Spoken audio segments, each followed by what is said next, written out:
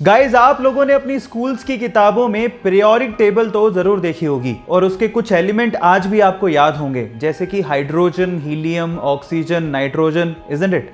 लेकिन क्या आपने थोरियम के बारे में सुना है, जो कि एटॉमिक नंबर 90 पे आता है? थोरियम, थोर ईयम। थोर से मार्वल का वो सुपर हीरो कैरेक्टर याद आता है, पर सवाल ये है कि क्या थोरियम और थोर इन दोनों में आपस में कोई रिलेशन है? जी हां, है। एक्चुअली थोरियम मेटल का नाम थोर से इंस्पायर होके ही रखा गया था।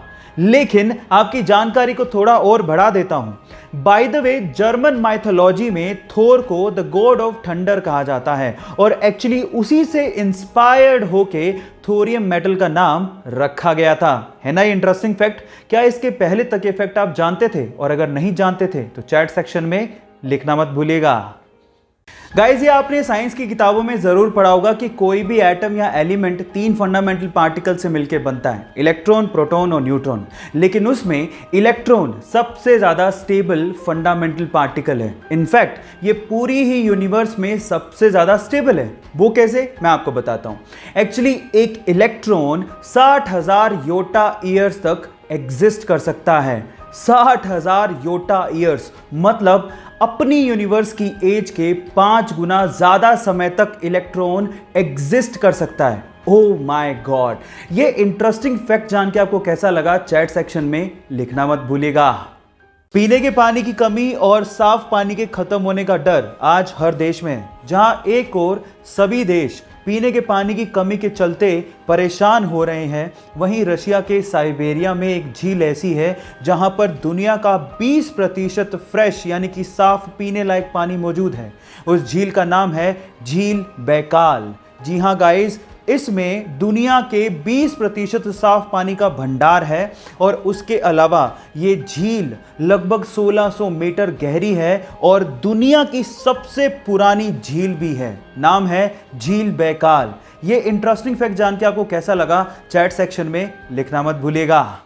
गाइस, मैथ से बहुत लोगों को डर लगता है और उसका फोबिया भी बहुत ज्यादा होता है। इसी वजह से एक बार इंटरनेट पे एक पोस्ट वायरल हो गया, जो पोस्ट आपको अभी वीडियो में दिखाई दे रहा है। मैं आपको उसका ट्रांसलेट करके बताता हूं। इस पोस्ट में ये लिखा हुआ था कि परसेंटेजेस आर रिवर्सिबल, मींस जो 25 का 8% होता है उतना ही 8 का 25% भी होता है और उनमें से एक को आप आसानी से अपने दिमाग में ही निकाल सकते हैं। इसका मतलब मैं समझाता हूं। मतलब यह है कि अगर आप 25 का 8% निकालने बैठोगे तो वो उतना ही आएगा जितना 8 का 25%, और 8 का 25% निकालना बेहद आसान है। 1/4 ही तो करना है और 8 का 25% यानी कि 1/4 कितना होगा? 2। ये इस पोस्ट का मतलब है। ये फैसिनेटिंग सा मैथ्स का फैक्ट जान के आपको कैसा लगा, चैट सेक्शन में लिखना मत भूलिएगा। गाइस, इंडोनेशिया में चावल यानी कि राइस की खेती करने के लिए वो लोग राइस फिश टेक्निक का इस्तेमाल करते हैं। अब ये क्या है, डोंट वरी, मैं आपको बताता हूँ। एक्चुअली इसमें होता कुछ यूं है कि राइस की खेती करने में फसलों के बीच में जो पानी होता है उसमें वो लोग मछलियां छोड़ देते हैं और मछलियों को वो लोग पालते भी हैं।